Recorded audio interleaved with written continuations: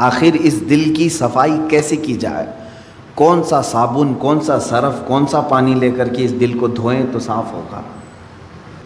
دل کا علاج کرانا، دل کا علاج سے مراد کسی کارڈیالوجی کے پاس جا کر کے نہیں، وہ تو خون کی نالیوں کو تو صحیح کر لے گا، لیکن دل کے اندر جو گناہوں کا میل ہے اس کو کوئی کارڈیالوجی صحیح نہیں کرتا، اس کو ڈاکٹرز نہیں صحیح کریں گے۔ اور یہ بیماری نہ تمہیں ایکس رے میں بھی نظر نہیں آئی، ہاں اس کی نشانیاں بزرگوں نے بیان کی ہیں، تم خود پرکھ سکتے ہو۔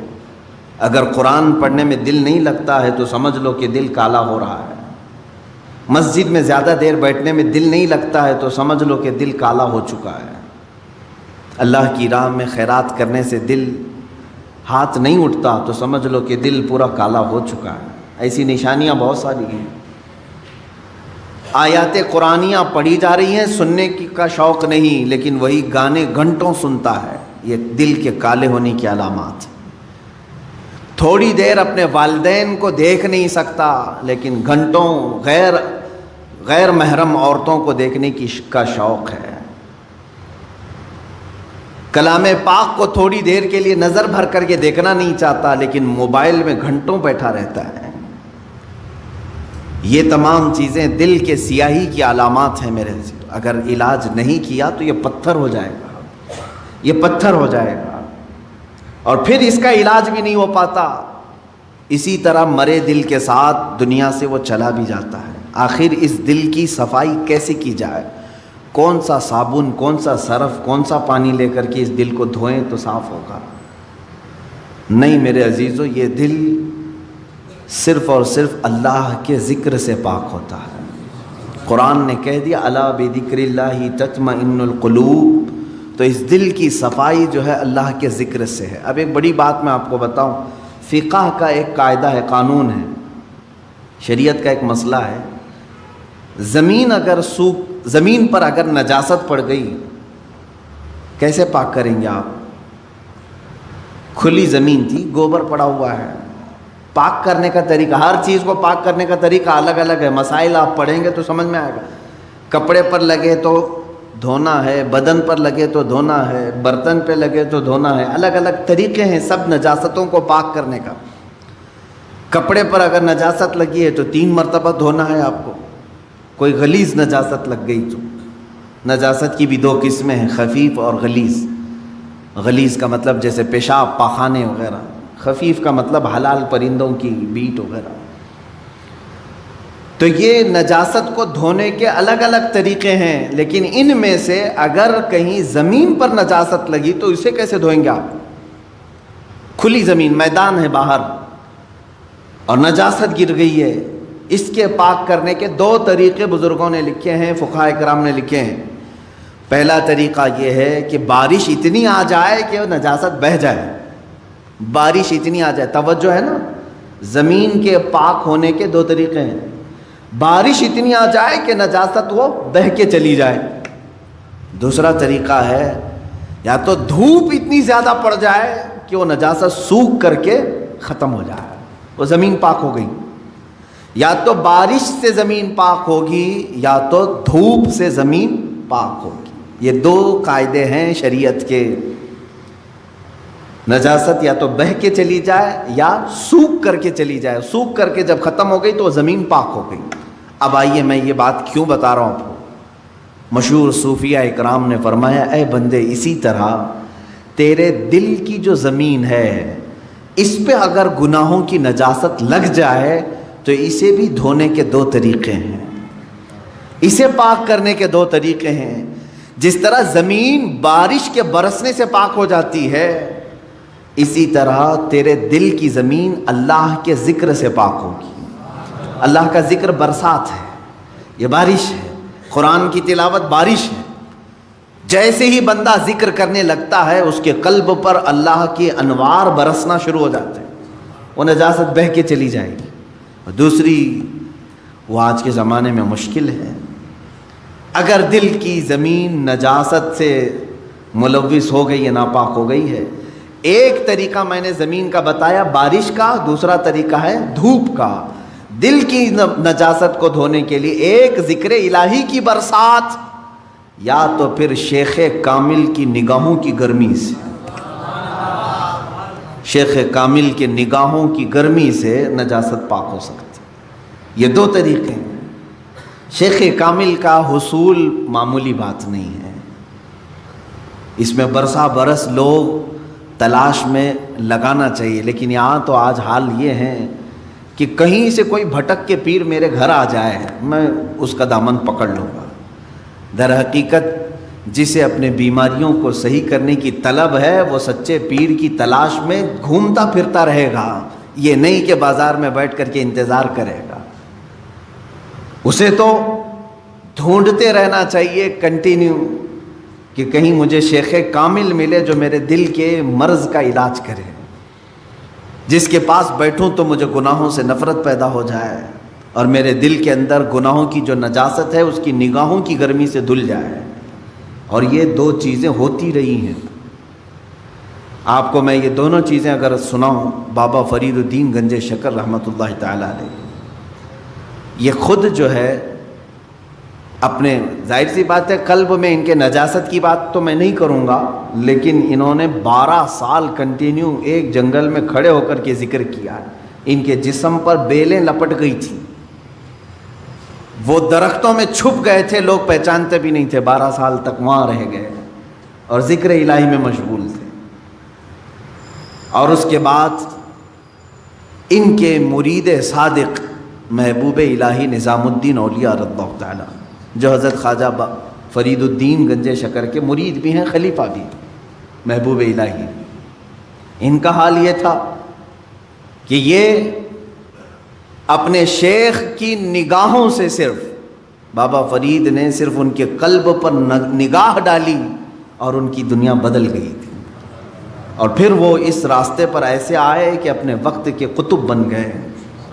تو یہ ہوتا ہے شیخ کے نگاہ کی گرمی یا تو دلوں کو بہت پاک کر دے اور بہت اعلیٰ بنا دے، یا تو پھر ذکر الہی کی کثرت کہ بندے کے دل کو پاک و صاف کرے. یہ دو ہی چیزیں ہیں میرے عزیز. یہ دو کو چھوڑو گے تو پھر یہ زمین اتنی نجس ہو جائے گی، اتنی نجس، یوں سمجھ لو کہ کوئی ایک زمین، جیسے ہمارے ہبلی کے باہر بھی کہیں ڈمپنگ گراؤنڈ تو ہوگا جہاں سارے لوگ کچرا پھینکتے ہیں، اس کے پاس سے گزرو گے تو ناک پکڑ کر کے جانا پڑے گا.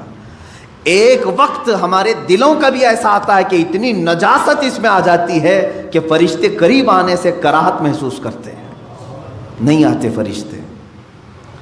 دلوں کی گندگی اور غلاظت اتنی بھی بڑھ سکتی ہے. کیوں؟ ہم نے کبھی دھویا ہی نہیں اس کو. گناہ پر گناہ، گناہ پر گناہ، گناہ پر گناہ ہوتے رہے لیکن دھویا کبھی نہیں. کیا ہوگا اس کا حال؟ آپ ان لوگوں کو دیکھتے ہوں گے جو سادھو وغیرہ جن کے جٹ ہوتے ہیں بال، کبھی نہیں نہاتے بیچارے. نہیں نہانے کی وجہ سے بال پورے جمع ہو جاتے. ہوتا ہے ایک دوسرے سے بال چپک کر کے مل جاتے ہیں اور پھر اتنی غلاظت اس کے اندر ہوتی ہوئی. واللہ اعلم وہ کون سے طریقے پر چلتے ہیں، کون سا دین ہے مجھے نہیں معلوم، لیکن کنٹینیو اگر آدمی پانی بھی نہ لگائے بالوں کو تو یہ جم جاتے ہیں، ایک دوسرے سے مل جاتے ہیں اور پھر جٹ بن جاتے ہیں. کھول بھی نہیں سکو گے، زندگی بھر کاٹ کے ختم کرنا پڑے گا. سوچو اگر دل کو کبھی نہیں دھویا آپ نے تو اس دل کی بھی وہی کیفیت ہوتی ہے جیسے وہ بالوں کا جٹ ہے، اتنا غلیظ ہو جاتا ہے. اسی لیے قرآن پاک میں میرے آقا صلی اللہ علیہ وسلم کی صفت اللہ نے کیا بیان کی ہے جانتے؟ وہ رسول تمہارے درمیان آ رہا ہے. دیکھیں 3 جگہ پر آیت آئی ہے، یہ 3 جگہ پر، تینوں جگہ پر اللہ نے یہی بیان فرمایا. وہ رسول تمہارے درمیان آ رہا ہے، یعلمہم الکتاب والحکمت ویزکیہم، تمہیں کتاب اور حکمت کی تعلیم دے گا اور تمہارے دلوں کو خوب پاک کرے گا. حضور کی سب سے بڑی صفت اللہ نے 3 جگہ قرآن میں کیا بیان کی؟ تمہارے دلوں کو صاف کرے گا. دلوں کو صاف کرنا یہ میرے آقا صلی اللہ تعالی علیہ وسلم کا طرہ امتیاز رہا ہے. وہ ایسے طبیب حاذق تھے کہ جس کے متعلق شاعر نے سچ کہا، ایک عرب نے آدمی کا بول بالا کر دیا، خاک کے ذروں کو ہمدوش سریا کر دیا. خود نہ تھے جو راہ پر اوروں کے ہادی بن گئے، کیا نظر تھی جس نے مردوں کو مسیحا کر دیا. رسول کریم صلی اللہ تعالیٰ علیہ وسلم نے اپنی نگاہ نبوت سے کتنوں کو ان کے دلوں کو پاک کیا ہے۔ کئی ایسے لوگ حضور پاک صلی اللہ علیہ وسلم کی بارگاہ میں حاضر ہوئے جن کے پچھلے زمانے کو ہم آج ذکر نہیں کر سکتے۔ عزیزان گرامی، مجھے آج اس بات کا شدید احساس ہے کہ ہم اپنی روایات بھول گئے۔ ماضی کی جتنی بھی ہمارے روایات تھے ہم بھول گئے۔ خاص طور پر ہندوستانی مسلمانوں کو تو ایسا نہیں ہونا چاہیے جو آج ہم چل رہے ہیں۔ کیوں جانتے ہیں آپ؟ ہندوستان میں جو اسلام آیا ہے یہ صوفیہ اکرام سے آیا ہے۔ صوفیہ اکرام کا اس میں بڑا کردار رہا ہے۔ دیکھیں کئی جگہ پر تبلیغ اسلام الگ الگ انداز سے پہنچی ہے۔ میں مانتا ہوں کہ اسلام ہندوستان میں صحابہ کے دور میں ہی آ چکا تھا، حضور اکرم صلی اللہ تعالیٰ علیہ وسلم کی حیات ظاہری میں ہی آ چکا تھا، لیکن اتنا پھیلا نہیں تھا، چند جگہوں پر تھا۔ لیکن کثرت سے جو پھیلا ہے وہ صوفیہ اکرام کے ذریعے سے۔ سلطان الہند سرکار غریب نواز رضی اللہ تعالیٰ، خواجہ قطب الدین بختیار کاکی رضی اللہ تعالیٰ، محبوب الہی نظام الدین اولیاء ہے، حضرت خواجہ علاء الدین صابر کلیری رحمۃ اللہ تعالیٰ، مخدومان ماررا، مخدومان کچوچھا، مخدوم علاء الدین پنڈوی، مخدوم جہانگیر اشرف سمنانی رضی اللہ تعالیٰ عنہم اجمعین، مخدوم جہانیہ جہاں گشت حضرت شاہ عالم قطب عالم، یہ وہ اولیاء کاملین ہیں جو تصوف کے راستے سے اسلام ہندوستان میں لائے۔ اب یہاں ان کا طریقہ کار کیا ہوتا تھا جانتے ہیں آپ؟ دیکھیں ہم بہت چینج ہو چکے آج۔ ہم جو ہے صرف چھلکوں پر رہ گئے اور مغز کو چھوڑ دیا ہم نے۔ چھلکے ہمارے پاس رہ گئے اور مغز کو چھوڑ دیا۔ ہم آج جلسے اور تقریروں میں ہیں، لیکن یہ تقریریں کس لیے ہوتی تھی جانتے ہیں آپ؟ ایک بھولے بھٹکے بندے کو قریب کر کے سمجھا کر کے اس کو ذکر الہی کی طرف لانے کے لیے تقریر ہوتی تھی۔ ابھی جیسے اس سنت پر ادا کرنے کے لیے میں کھڑا ہوں، ابھی ہمارے ذکر کی مجلس ہونا ہے، میں اس ذکر کی مجلس کے تک آپ کو پہنچانے کے لیے بیان کر رہا ہوں۔ تو صوفیہ اکرام کے جو بیانات ہوتے تھے اسی لیے ہوتے تھے۔ اب بیانات رہ گئے، ذکر ختم ہو گیا، تصوف کی روح تھی وہ غائب کر دیا۔ خانقاہیں ہیں آج بھی، خانقاہوں میں سے یہ سارے ریت رواج ختم کر دیے گئے، کیونکہ بہت سارے خانقاہ اللہ ماشاءاللہ سب کی بات نہیں کرتا ہوں، اب خامخواہ ہو گئے ہیں، پیر پیر بنے ہوئے ہیں، منگل بنے ہوئے ہیں، وہاں پر صرف پیروں کا حال یہ ہے دیکھا۔ پھر آپ یہ سوچتے ہوں گے کہ پیروں کا ٹاپک پھر شروع ہوا، اس لیے کہ نقصان بھی انہی سے ہو رہا ہے۔ جتنا فائدہ مشائخ اور پیران اعظام سے دین کو ہوا ہے اتنا نقصان بھی ان سے ہوتا ہے۔ اس کے لیے مجھے بتانا ضروری ہے، اگر ایک ڈاکٹر کسی مریض کا علاج کرتا ہے اور دوسرا ڈاکٹر مریض کو موت کے گھاٹ اتارتا ہے تو مجھے بولنا ضروری ہے کہ یہ ڈاکٹر موت کا کنواں بن جائے گا، یہ ڈاکٹر تیری صحت کا طبیب ہے۔ اسی طرح سے میں اس ٹاپک پر گفتگو کرتا ہوں میرے عزیزو، ورنہ مجھے پرسنلی کسی بھی پیر سے اس طرح کی الرجی نہیں ہے کہ میں اس کو بار بار یہاں پر لاؤں۔ جو پیر ہے نہیں ہم تو اس کو خاطر میں لاتے بھی نہیں، لیکن جو لباس اوڑھا جاتا ہے اس کے لیے میں کہتا ہوں سب جگہ اکثر خانقاہوں میں لینا بینک ہے اور جو آئے وہ سب وہاں جمع کرے، اس کے علاوہ کچھ بھی نہیں ہے۔ سب ان کا سارا مال دولت ساری چیزیں اس پر قبضہ کر کے سانپ کی طرح کنڈلی مار کر بیٹھ جائے، یہ پیر ہے۔ آؤ میں تمہیں بتاؤں، مارہرہ متحرہ میں اعلیٰ حضرت جہاں سے بیعت ہوئے تھے 12 سال تک مجاہدہ کراتے تھے، خانقاہ میں رکھ کر کے تب خلافت دیتے تھے۔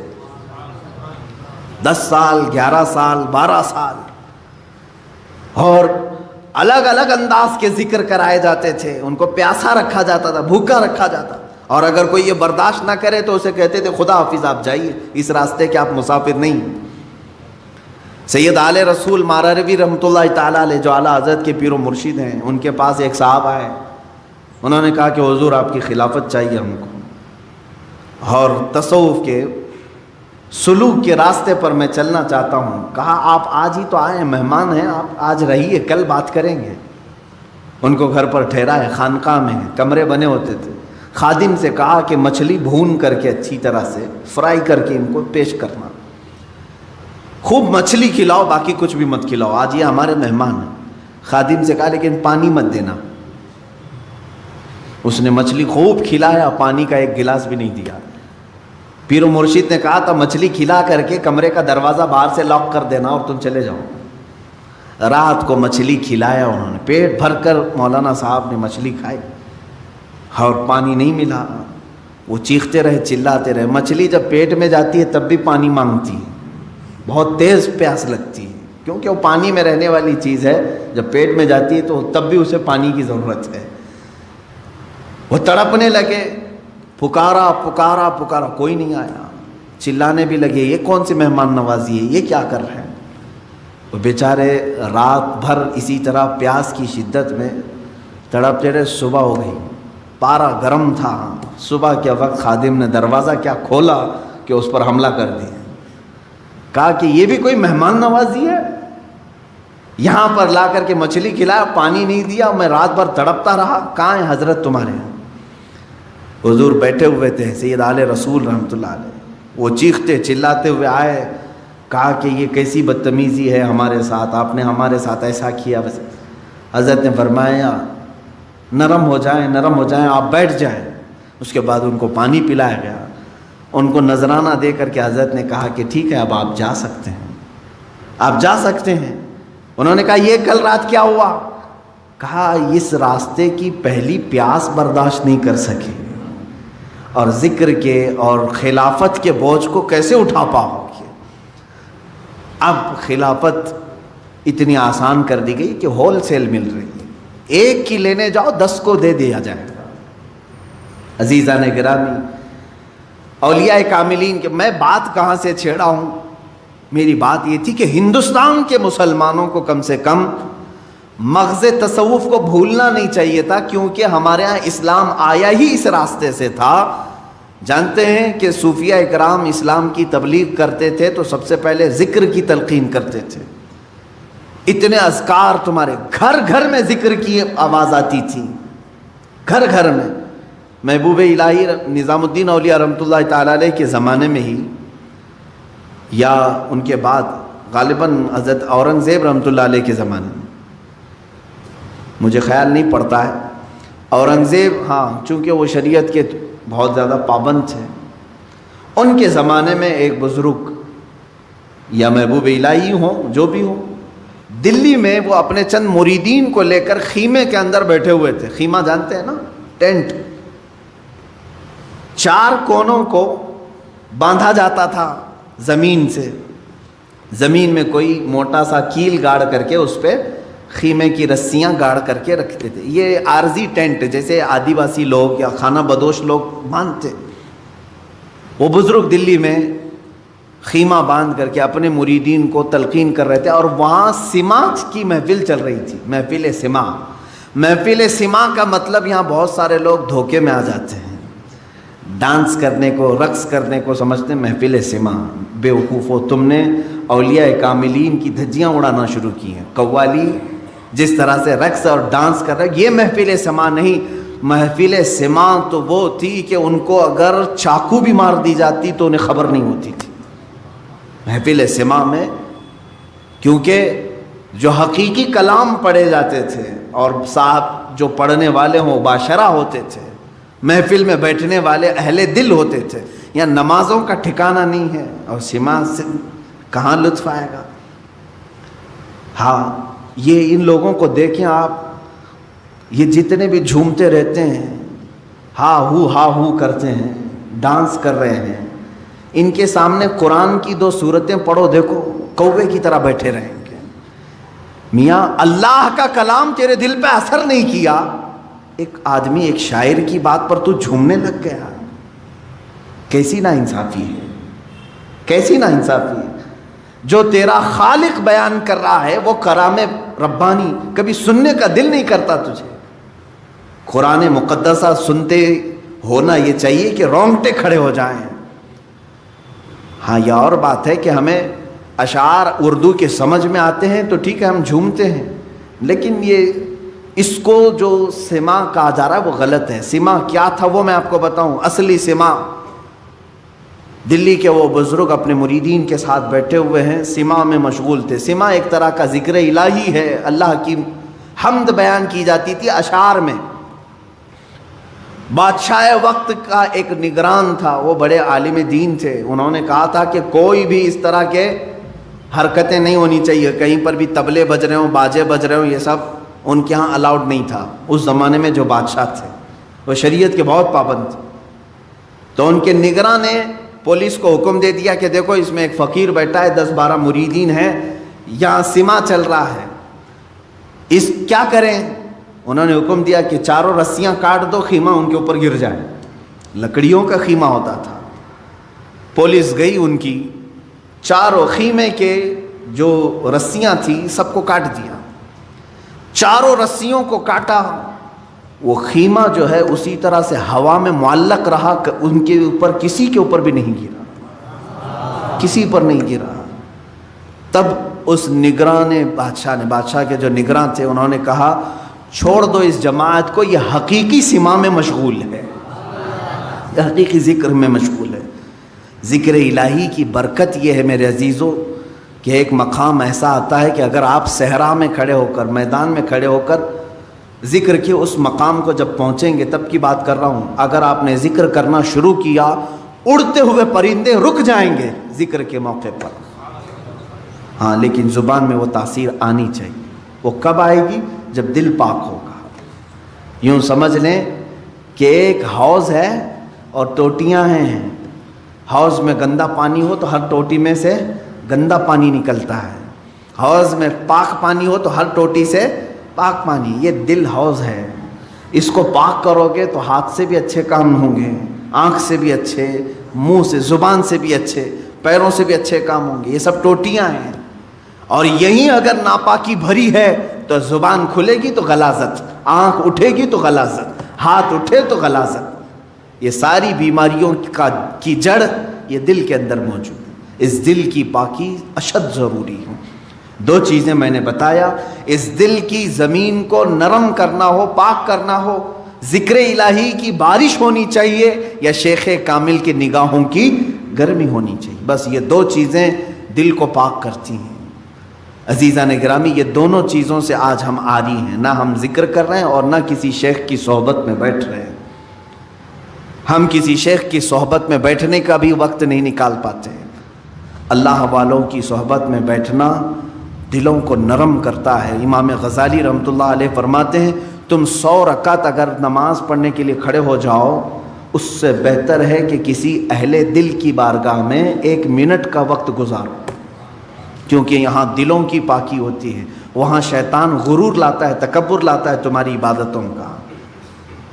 خیر, ہم یہاں پر, میں آج جو آپ کے سامنے کھڑا ہوں, ایک آپ کے اندر چینجنگ یہ لانا چاہتا ہوں کہ کبھی اس کی بھی فکر کرو. اللہ تعالیٰ نے ہمیں جسم بھی دیا ہے اور روح بھی دیا ہے. جسم کو بھوک لگتی ہے تو دن میں 3 بار کھاتے ہیں, صبح ناشتہ کر رہے ہیں, دوپہر میں کھا رہے ہیں, رات میں کھا رہے ہیں. ان میں سے ایک کھانا چھوڑ دیں تو چکر آ کے گرنے لگ جاتے ہیں. یا کچھ لوگ برداشت کرتے ہوں گے, 2-3 ٹائم کا کھانا چھوڑ دو, پھر دوسرے دن دیکھو کیا حالت ہوتی ہے. آنکھیں باہر آنے لگتی ہیں, ہاتھ پیر جھومنے لگ جاتے ہیں, کھڑا ہونا مشکل ہو جاتا ہے. تمہیں معلوم ہے کہ جسم کو ایک دن میں بھوکا رکھوں تو یہ اتنی کمزوری آتی ہے. اس روح کو کئی سالوں سے بھوکا رکھے ہو, پھر اس روح کا مقام کہاں ہوگا آج؟ روح کی طاقت حاصل کرنے کے لیے جانتے ہیں ہم سے زیادہ محنت ہندوؤں کے پنڈت کرتے ہیں جو تپسیا کرتے ہیں. ان کو جا کے پوچھو یہ جو تپسیا کرتے ہیں کیا ہے؟ آتما کی شکتی کے لیے. وہ یہی جملہ کہیں گے, آتما کی شکتی حاصل کرنا ہے. یہ اور بات ہے کہ وہ بے دین ہیں, باطل طریقے سے وہ آتما کی شکتی حاصل کر رہے ہیں, لیکن روح کی طاقت کے لیے دنیا کوشش کر رہی ہے. تمہیں تو میرے آقا صلی اللہ تعالیٰ علیہ وسلم نے پورے طریقے بتائے ہیں. تمہاری روح پاورفل کیسے ہوگی, طاقتور کیسے ہوگی. آپ نے کبھی محسوس کیا؟ اب میں آپ سے ایک بات یہ پوچھتا ہوں, ایک بھاری بھرکم, ظاہر سی بات یہ ڈیسک ابھی 2-3 لوگ مل کر کے اٹھاتے ہیں, ایک آدمی کو اٹھانا ہو تو وہ طاقتور ہونا چاہیے، طاقتور آدمی یہ اٹھائے گا۔ ایک یہ چھوٹا سا ڈیسک ہے، میں اس سے بڑی چیز کی بات کروں، ایک ایسا تخت ہے کہ 80 گز لمبا ہے، 40 گز چوڑا ہے، اتنا ہی موٹا ہے، اور اس پہ سونے چاندی جواہرات جڑے ہوئے ہیں، اور اس تخت کو اس زمانے کے 80 لوگ مل کر کے نہیں اٹھا سکتے تھے۔ سلیمان علیہ السلام کے زمانے کے ایک امتی نے تنے تنہا ایک ہاتھ سے اٹھایا اور پلک جھپکنے سے پہلے بارگاہ سلیمانی میں پیش بھی کیا۔ یہ واقعہ کہیں اور کا نہیں، قرآن کا ہے، 19ویں پارے میں موجود ہے۔ ایک ان کی بات۔ دوسری چیز، امت مصطفیٰ صلی اللہ تعالیٰ علیہ وسلم کے ولی کامل سلطان الاولیاء غوث اعظم عبد القادر جیلانی قدس اللہ سرہ الشریف آپ کی بارگاہ میں چلیں، آپ کا حال یہ ہے کہ آپ ایک جگہ بغداد میں بیٹھے ہوئے ہیں، بغداد پاک میں بیٹھے ہوئے ہیں، کسی مرید نے آ کر کے کچھ چیزوں کے ظاہر کرنے کا عندیہ دیا، تو آپ نے بیٹھے ہوئے جگہ پر وضو کا برتن اپنے سامنے حاضر کر لیا، وہیں بیٹھے ہوئے تھے، کہیں گئے نہیں۔ اس کے علاوہ آپ کا یہ فرمان کہ اگر میں کسی مردے کو ٹھوکر مار دوں تو اللہ کے حکم سے وہ زندہ ہو جائے۔ اب ان کے پاس کون سی طاقت تھی؟ وہ آصف بن برخیہ سلیمان علیہ السلام کے امتی اتنا بھاری بھرکم تخت اٹھا کر کے لا رہے ہیں، کیسی باڈی ہوگی ان کی، کتنی طاقت ہوگی۔ یہاں شیخ عبد القادر جیلانی قدس اللہ سرہ شریف مردے کو ٹھوکر مارے تو وہ زندہ ہو جائے، کتنی طاقت ہے آپ کے اندر۔ طاقت کیسی تھی ان کی میں آپ کو بتاؤں۔ حلیہ اگر پڑھیں گے غوث پاک رضی اللہ تعالیٰ عنہ کا، نہایت ہی دبلے پتلے تھے غوث پاک، کثرت عبادت کی وجہ سے گردن کی ہڈیاں دکھتی تھیں۔ غوث پاک رضی اللہ تعالیٰ عنہ نحیف تھے، یعنی موٹا بدن نہیں تھا آپ کا، دبلا بدن۔ سرکار غوث پاک رضی اللہ تعالیٰ عنہ کبھی کبھار تو ایسا ہوتا کہ کثرت بھوک کی وجہ سے غش کھا کر گر جاتے تھے۔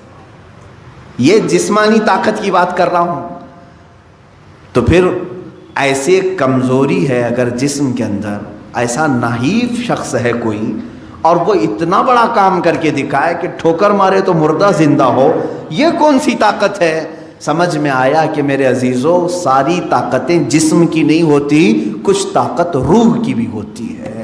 ان اولیاء کاملین کے پاس جو طاقت و قوت تھی وہ روحانی پاور تھا، اس کو ان لوگوں نے اتنا بلند کر رکھا تھا کہ جسم کے طاقت کی کبھی انہیں ضرورت بھی نہیں پیش آتی۔ آج اس طاقت کی طرف آؤ، مہینے میں ایک مرتبہ، ہفتے میں ایک مرتبہ، بلکہ ہونا یہ چاہیے کہ جس طرح میرا مولا کنٹینیو ہمیں انعامات و اکرامات کی بارشیں فرما رہا ہے، روز ہم اس کا ذکر کریں۔ ذکر کے الگ الگ طریقے ہیں، ایک تو اجتماعی طور پر ہم یاد کرتے ہیں، ایک ہوتا ہے تنہائی میں بیٹھ کر کے آپ اسے یاد کریں۔ اللہ تبارک و تعالی ہر ذکر کو قبول کرے گا۔ رات کے وقت بستر پہ چلے گئے تو بغیر ذکر الہی کے نہ سوئیں۔ ذکر کا مطلب ضروری نہیں کہ 100 مرتبہ یہ چیز وہ چیز کرنا چاہیے۔ اللہ رب العزت کو جس حالت میں بھی یاد کرو گے اس کو ذکر الہی کہتے ہیں، ذکر الہی۔ اس کا اثر کیا ہوگا جانتے ہیں آپ؟ اس کا اثر یہ ہے، اللہ اکبر، آیت میں پڑھتا ہوں، اس کا مطلب آپ کو سمجھ میں آ جائے گا۔ اللہ نے فرمایا فَاذْكُرُونِي أَذْكُرْكُمْ وَاشْكُرُوا لِي وَلَا تَكْفُرُونَ، تم میرا ذکر کرو میں تمہیں یاد کروں گا، اور تم میرا شکر کرو، ناشکری نہ کرو۔ ایک ہی جملے پر توجہ دیں، اللہ نے کیا فرمایا؟ فَاذْكُرُونِي أَذْكُرْكُمْ۔ یہ دوسرے پارے کی آیت ہے، تم میرا ذکر کرو میں تمہیں یاد کروں گا۔ اللہ تو کیسے یاد کرے گا؟ بندوں کو کیسے یاد کرے گا؟ یہ سب سے بڑا پوائنٹ ہے، سب سے بڑا انعام ہے۔ اللہ جس بندے کو یاد رکھ لے پھر اس کا کچھ بھی نہیں ہونے والا ہے۔ اللہ جس بندے کو یاد کرے، کب وہ یاد رکھتا ہے، کب یاد کرتا ہے جانتے ہو؟ جب تم ذکر کرتے کرتے پوری عمر بتا گئے، جوان تھے تب بھی ذکر کرتے تھے، بڑھاپے میں بھی اللہ کا ذکر کرتے، اللہ اللہ اللہ کرتے رہے، لا الہ الا اللہ کرتے رہے، اسے یا حی یا قیوم بیٹھتے اٹھتے پکارتے رہے۔ ایک وقت ایسا آتا ہے کہ جب تم بستر پر چلے گئے اور تمہاری زبان بند ہو گئی، تمہاری زبان بند ہو گئی، اب تمہارے اندر بولنے کی طاقت نہیں، اب اس کے بعد تمہارے دل کو بولنے کا حکم دیتا ہے، یہی اللہ کی یاد ہے۔ جب تم چپ ہو جاؤ گے پھر اللہ تمہیں یاد کرے گا۔ اور پھر میں نے ایک بزرگ کے متعلق پڑھا، ان سے ان کے مرید نے پوچھا کہ اللہ ہمیں کیسے یاد کرے گا؟ انہوں نے کہا تو یہاں یاد کر، جب تجھے قبر میں رکھ کر کے سارے چھوڑ جائیں گے وہ تنہا تجھے یاد رکھے گا، جہاں تجھے ضرورت ہے وہ وہاں یاد کرے گا۔ تو یہاں آج یاد کر لے اسے، آج اس کا ذکر کر لے، وہ تجھے تنہا کبھی نہیں چھوڑے گا۔ میرے عزیزو، ذکر کی ان مجالس سے ہم کتنے دور ہو چکے ہیں، اولیاء اکرام کی جو روایات تھیں ان سے ہم کتنے دور آ گئے۔ آج ہمارے دل بیمار ہیں، روح بیمار ہیں، اس کا کبھی علاج کرانے کے لیے ہم کوشش بھی نہیں کرتے۔ میں چاہتا ہوں کہ آج ان اذکار کی طرف ہم جائیں جو اولیاء اکرام سے منقول ہیں، بزرگان دین نے یہ اذکار کیے ہیں، جس کے بعد انہوں نے اپنے مریدین کو خاطر خواہ نتائج بھی عطا کیے ہیں۔ مثال کے طور پر سب سے پہلے ہم ادب سے کھڑے ہوتے ہیں، کھڑے ہونے کے بعد میں آج طریقہ آپ کے سامنے پیش کر رہا ہوں۔ دائرے میں، حلقے میں کھڑے ہوتے ہیں، ایک کا دوسرے سے ہاتھ ملا ہوا ہو۔ اس کی وجہ کیا ہے؟ اس کی وجہ یہ ہے کہ ہو سکتا ہے کہ میں نکما ہوں، میں کمینہ ہوں، میں بد اخلاق ہوں، لیکن مجلس میں اللہ کو کسی نہ کسی کا ذکر پسند آتا ہے۔ 40 مومنین اگر جمع ہوں تو وہاں اللہ کا ایک مقبول بندہ ہوتا ہے، ایک مقبول ضرور ہوگا۔ جب ہمارے ہاتھ ایک دوسرے سے ملے ہوں، اس مقبول بندے کے اثر سے اللہ سب کے ذکر کو قبول کرے گا۔ جڑا ہوا ہے نا ایک دوسرے سے۔ دوسری چیز اس کے آداب ہیں۔ اس کے آداب میں یہ ہیں کہ جب ذکر کے لیے حاضر ہوں تو میں بتاؤں گا، سارے وسوسوں سے اور سارے خیالات سے اپنے دماغ کو، اپنے دل کو آزاد کرنا چاہیے۔ صرف تصور یہ ہونی چاہیے کہ میں اکیلا ہوں اور میرا مولا میرے سامنے ہے۔ جب میری پیشی ہوگی اللہ کی بارگاہ میں کیسے کھڑا رہوں گا، اللہ جب مجھ سے حساب کتاب لے رہا ہوگا میں کس طرح کھڑا ہوں، بس یہ تصور کر کے اس کی بارگاہ میں ذکر کے لیے کھڑا ہونا ہے۔ اس کے بعد دیکھو تمہارے جسم کے اندر جو کیفیت آئے گی وہ نہایت تبدیل کرنے والی کیفیت ہوگی۔ تمہارا دل خود بخود رونا شروع کرے گا جب تم اپنے دل کی طرف توجہ کرو گے۔ ایک بات یہ بھی یاد رکھیں، اللہ رب العزت کو یاد کرنے کے بعد بندے کی آنکھوں سے آنسو آنے چاہیے۔ کیوں؟ اس سے بھی پتہ چلتا ہے کہ زمین نرم ہے یا سخت ہے۔ روڈ پہ بارش ہو تو کوئی پودا نہیں اگتا، 10 سال بھی بارش ہو پودا نہیں اگتا۔ نرم زمین پر ایک دن بارش ہو دوسرے دن گھاس نکل آتی۔ کیوں؟ بارش کا کیا قصور ہے؟ بارش ایک ہی ہے برسنے والی، وہ نرم زمین پہ بھی وہی بارش برس رہی ہے، روڈ پر بھی وہی برس رہی ہے، لیکن دونوں جگہ اثر الگ الگ کر رہی ہے۔ اسی طرح میرے عزیزو، ذکر الہی کی یہ بارش ہے، قرآن کریم کی تلاوت بارش ہے، یہ جب تمہارے دل پر برستی ہے، نرم زمین ہوگی تو فوراً آنسو نکل آتے ہیں۔ سخت اور بنجر دل ہو جائے تو وسوسے، خیالات ادھر ادھر آدمی کو دوڑاتے رہتے ہیں۔ کبھی نیند آئی، کبھی بغا سے آئے، جمائیاں آئیں، یہ تمام چیزیں ہوتی رہتی ہیں، اس کا دل حاضر نہیں رہتا۔ اسے چاہیے کہ کنٹینیو پھر اپنے دل کا علاج کرے، زیادہ سے زیادہ ذکر کی مجلس میں شرکت کی کوشش کرے اور خود اپنے طور پر ذکر کو بجا لاتا رہے۔ یہ میں آداب آپ کو بتا رہا ہوں۔ اس کے علاوہ میں کھڑے ہونے کے بعد انشاءاللہ آپ کو عرض کروں گا، اولیاء کاملین میں سے سلطان مخدوم اشرف سمنانی رحمۃ اللہ تعالیٰ علیہ کے اذکار ہیں۔